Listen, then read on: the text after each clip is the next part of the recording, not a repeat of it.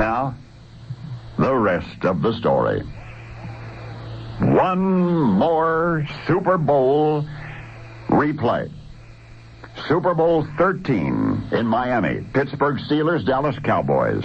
In that most thrilling of all Super Bowl games, one play deserves to be replayed one more time. During the seesaw, first halftime was running out. The score was tied. To go into the locker room with any kind of a halftime lead would provide an immense psychological lift for the team then ahead. But as I say, the score was tied, 14-14, and time was running out.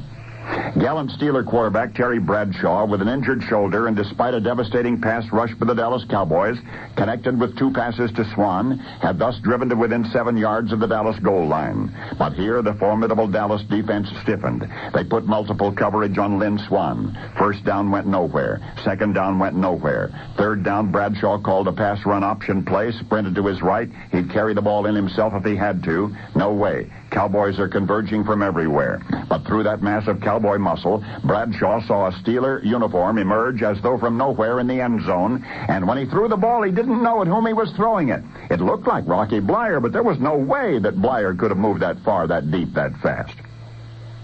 Let me interrupt myself. For 2 things. Rocky Bleier is nearsighted, has trouble focusing his eyes on a fast pass. And Terry Bradshaw those days would throw a flat pass with such force that it could separate the fingers of a receiver. I mean, actually split the fingers apart down the hand.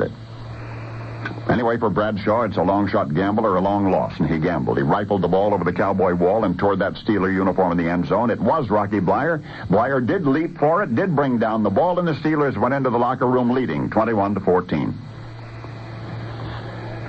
Americans, during all of the post-game replays of Super Bowl 13, the first person to notice something significant about that Bradshaw to Bleier pass at the end of the first half was teammate Lynn Swan.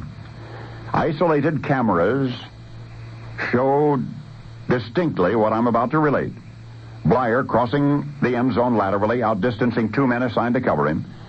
There were pictures on magazine covers showing Bleier, who's only 5'9", leaping into the stratosphere for that pass. But it was Lynn Swan who, having seen the play, then having watched the replays, sensed something most extraordinary.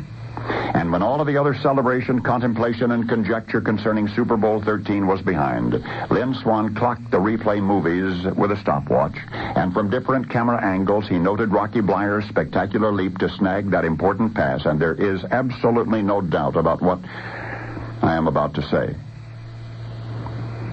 You understand that what you can do from different camera angles is to measure the Bleier leap precisely. You measure it in relation to fixed items in the background of the picture.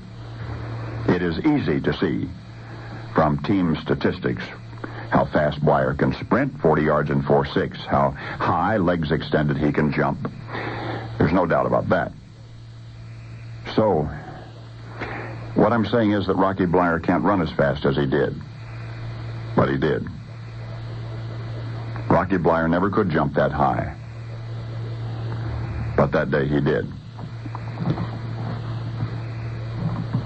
And this is the same Rocky Bleier who, when he came home from Vietnam on shrapnel-shattered legs, was told that he would never walk again. But he did. And now, you know the rest of the story.